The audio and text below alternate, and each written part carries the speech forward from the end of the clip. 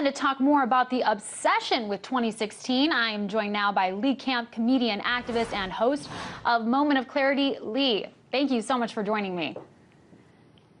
Hey, Amira, how you doing? Very good. So why is the media already so obsessed with an election that hasn't even started? Because they're lazy and it's meaningless. And I mean, honestly, it's like you might as well turn on the news and they say, hey, we're going to cover the Green Bay Packers game. We're just going to show you the Green Bay Packers for the next 2 hours. That would have as much importance in terms of what's actually happening in the world. I mean, honestly, it's you know how a magician does a trick, right? He does this with one hand, distracts you, and then with the other, he's grabbing your wallet. So while we're all looking over here, you look back and your house is foreclosed on and your daughter's knocked up. Well, is there any benefit to the public from this coverage? I think I kind of already know the answer to that question. Yeah, it gives us important news stories we need to know, like this Hillary Clinton person you mentioned. I hadn't heard of her, but now I'm learning a little something.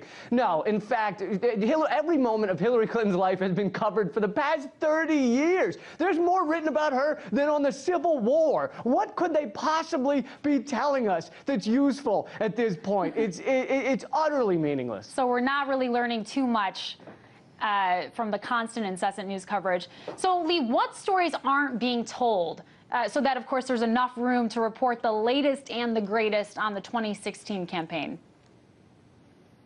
Yeah, exactly. That's the true story. While they're telling us about what came out of Chris Christie's face hole, we're missing the fact that, you know, the Japanese are trying to make sure the Pacific Ocean doesn't become glow in the dark using duct tape and silly putty. Like that's not being discussed. The massive walkout during the climate change summit. You know, I was just in Illinois where it was in the middle of those hurricanes. I saw semi-trucks flipped over. Like, that's not being talked about enough. But meanwhile, come on, Lee, that's not important. Happened, we know that's none of that news is actually important. Come on.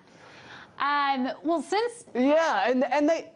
No, go ahead. I was going to say they also, it's also a story as if it's black and white with these two candidates, whatever it ends up being, whatever for any presidential race, as if, oh, it's the good side and the bad side, it's Batman and Joker. Yeah, it would be Batman and Joker if Batman and Joker agreed on 90% of the structural issues that this country has to do with. It's the same corporate-owned employees running for office, and we're told like it's dark and light. And Lee, since everyone else is speculating, why don't you give me some of your thoughts on some of the current front runners? I'm sure you have something to say about them.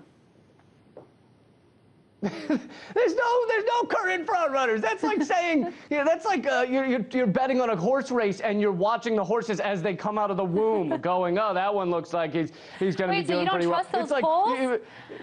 You're saying you don't trust those polls? What's that? You're saying you don't trust those polls then, huh?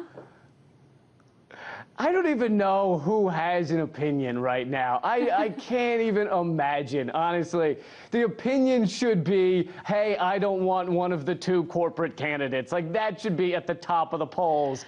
Honestly, it's like judging the most beautiful butterfly by looking at the maggots. And I don't think maggots become butterflies, but still, if they did, that'd be a perfect analogy.